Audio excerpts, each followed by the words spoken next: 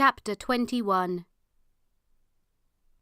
Sears Cove was a small beach to the south of Brightwood, surrounded by cliffs. As the bus drew nearer, the stake in my pocket seemed to become heavier, as if it was calling out to me. Apart from us, the bus was empty. No one else was heading to the beach on a day like this. Outside, the rain pelted the windows and wind tore at the trees. On one side, cliffs looked out to the churning ocean. On the other, fields stretched towards dark, distant hills. All three of us shivered from the cold, Dimmy the worst. His hair was soaked, his lips were blue, and his teeth were chattering. April rubbed his arms to try to warm him up. They sat side by side like that as the bus took us closer to Sears Cove.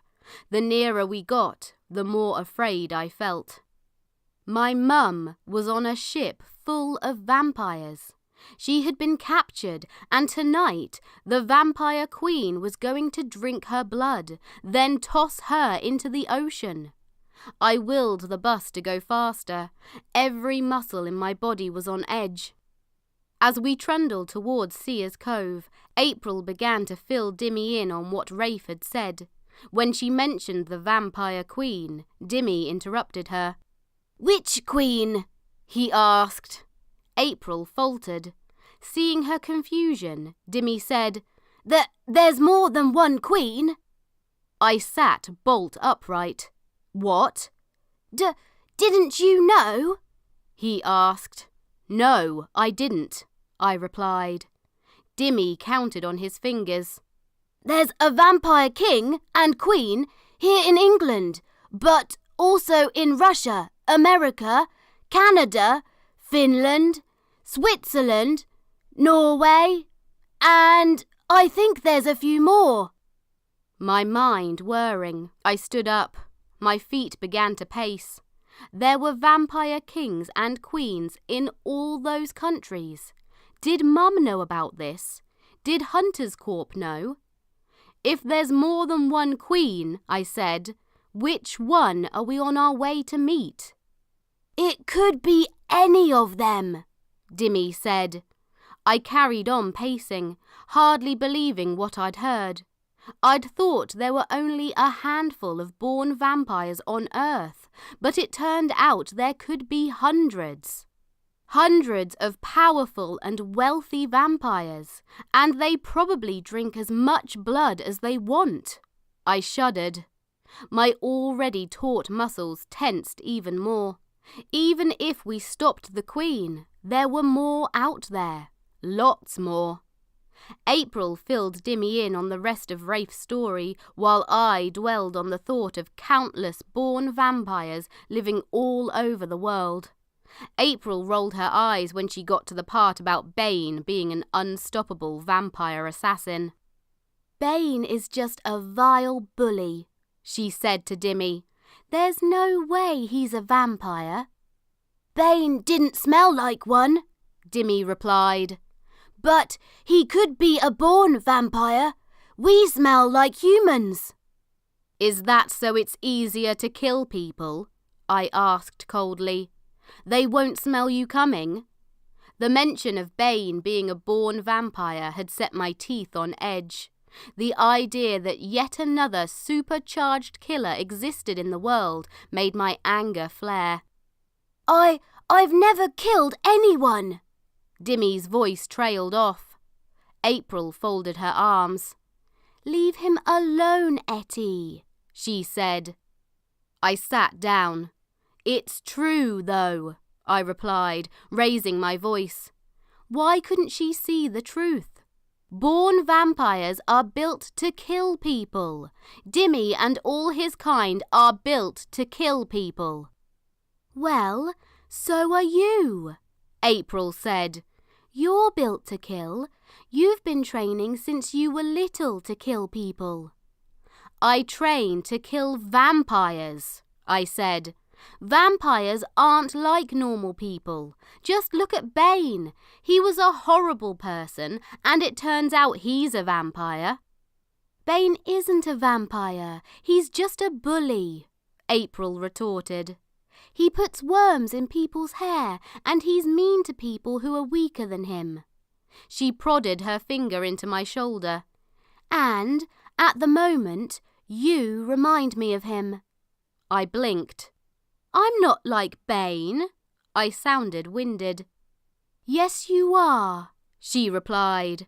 "We know that Dimmy didn't kidnap Bane. We know he had nothing to do with any of this. But you won't see the truth." "He's a vampire," I said. "Yes, but he's not evil." For the rest of the journey, we sat in awkward silence. April's words played over and over in my mind. "You remind me of him." Was she right? Was I as bad as Bane? Dimmy gazed solemnly out the window. What if he really was a good vampire? "He's not," a voice yelled in my head. It sounded a lot like Mum. "Be on your guard, Etty." Finally, the bus arrived at our stop, and I led the way to the cove. The rain had stopped, and the sun was setting, bathing everything in an orange light. I breathed in the salty air, and the wind whipped at my face. The path to Sears Cove was sandy, with long grass on both sides. From the top of the cliff, I could see the small semicircle of beach and the sea stretching to the horizon. The orange sun glittered on the water. April and Dimmy waited a few steps behind me as I took in the view. It was such a peaceful place, but there was no peace in my heart. My mum was out there somewhere, trapped on a ship, about to have her blood sucked out of her. I drew in a breath and carried on walking. Dimmy and April stayed a few paces behind, walking together. April's words still whirled around in my head. How could she think I was anything like Bane? He was a bully. A small voice in my mind spoke up then. This time it sounded like April. "You could be nicer to Dimmy." But Dimmy wasn't a person. He didn't count. "I'm not like Bane," I thought. "For one thing, I'm about to fight a clan of vampires." However, each time I tried to reassure myself, that same small voice would whisper quietly that I might be wrong. The path sloped down to the beach. As we walked, I searched for a ship, but I could see nothing. When we finally reached the sand, Dimmy stopped. I can hear voices," he said. He pointed. My legs kicked into action. I ran to the point where the cliffs met the sea. As I got closer, I saw the sea cave. It wasn't part of the beach. The cave was further along the cliff, facing out towards the ocean, a great open mouth in the rock. There was only one way to get there. We'd have to climb across the rocks at the base of the cliff that led to the cave. "What are we going to do once we get there?" April asked. "There could be 100 vampires waiting for us." Dimmy, who was standing in April's shadow as if trying to hide from me, stepped out from behind her, his head down. Vampires don't travel in big groups," he said to the sand. "Too much fighting." Affectionately, April laid a hand on his shoulder. I pretended not to notice the look she sent me. "There are 6 of them in the clan," I said, "so that means 7 vampires, if Bane's one too."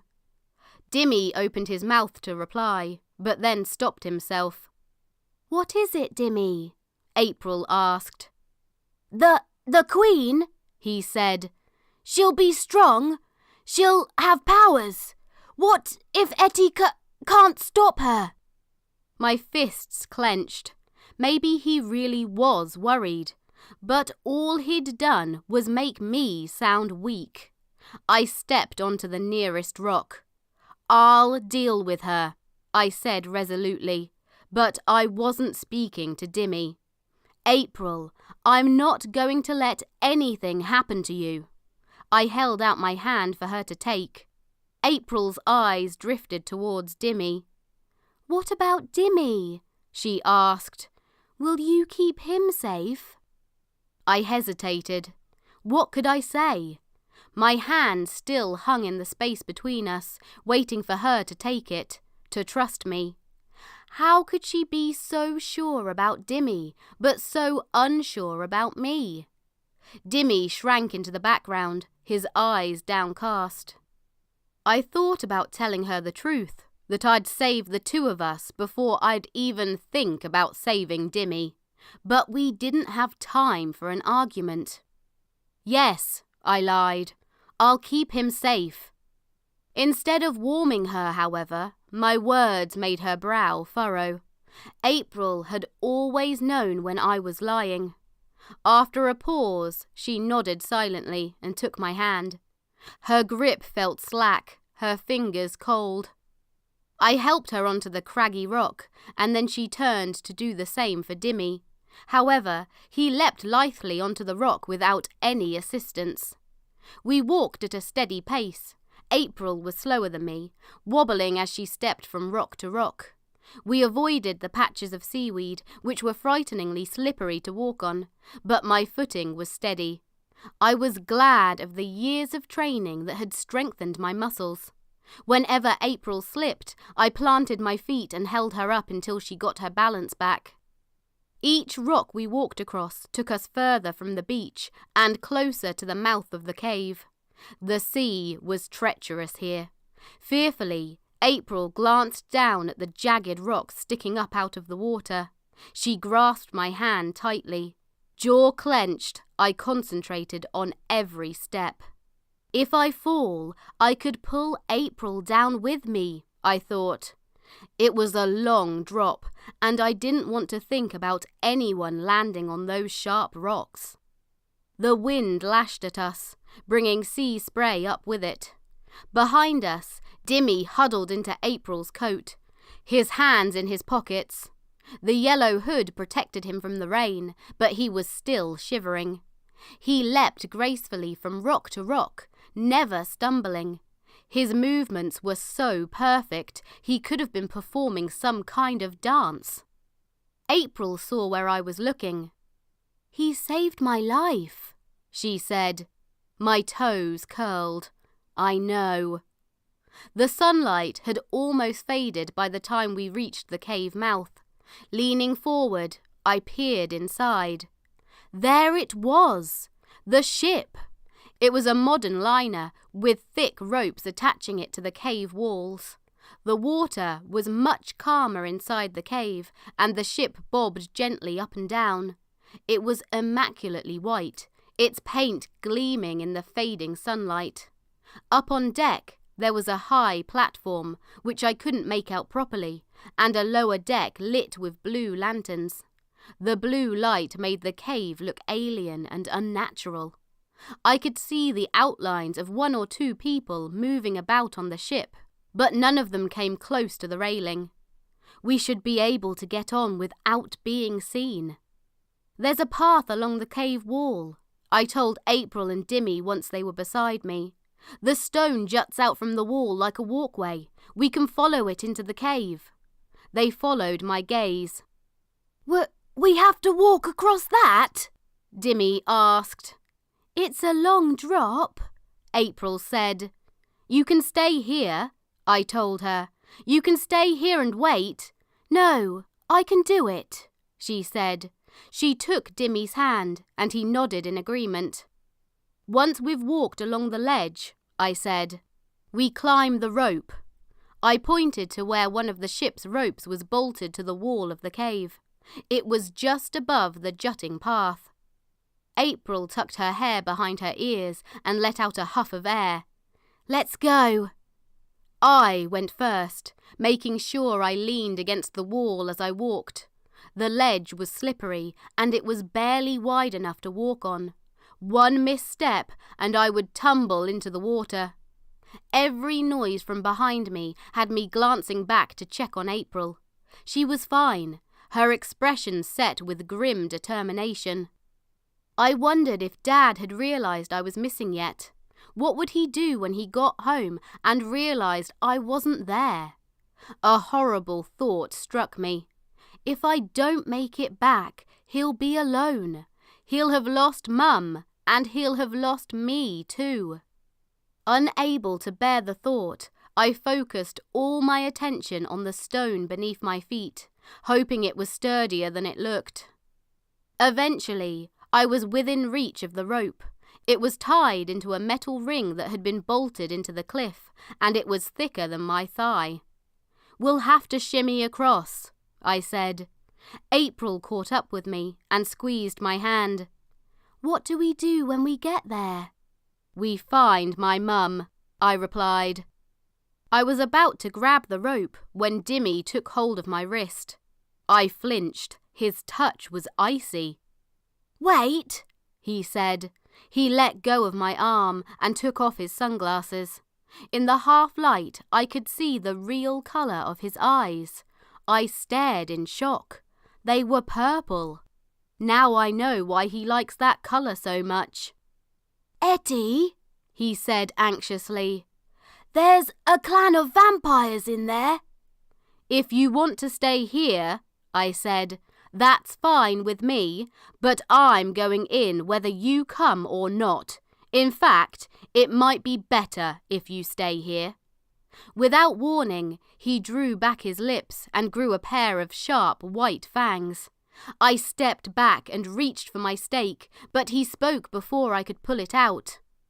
"Every vampire in there will be super strong," he said, "and they will all have a pair of these." He pointed to his fangs. "Shouldn't we have a plan?" "He's right," April said. "We can't just go storming in. They could kill us." There was fear in her eyes. "She nearly died," I reminded myself. "Rafe almost killed her. Of course she's afraid.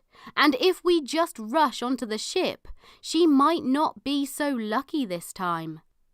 "You're right," I said to her, "but I don't have a plan." She glanced out at the ship as if she would find an answer written on its side. I have an idea," Dimmy said. Without his sunglasses, his face was softer, his eyes wide and glassy. Despite this, I could feel myself scowling. How could I trust any plan of his? "Vampires are afraid of witches," he continued. "So, if April goes first, she can frighten them." "I can do that," she said, and her eyes widened. She reached underneath her coat and pulled out her grandma's necklace. "And I have this. They'll believe me." "No," I said. "I don't like it. It puts you in too much danger." "I'll follow right behind her," Dimmy said. "And I'll say we came to join the feast. I am a vampire, after all." "I know what you are," I said coldly. Dimmy flinched. "April and I will distract the vampires." "While I go find my mum," I finished. It made sense, but the plan was too risky. It meant April would be up there, alone, on a boat full of vampires. Not to mention, Dimmy would be with her. Who knows what he might do?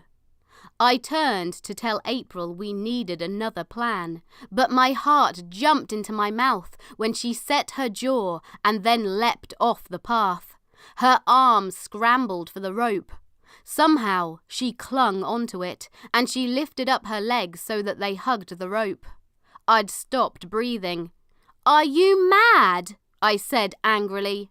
"I can do this," she called back to me, and then, before I could respond, she started to shimmy along the rope towards the ship. Dimmy gaped at April.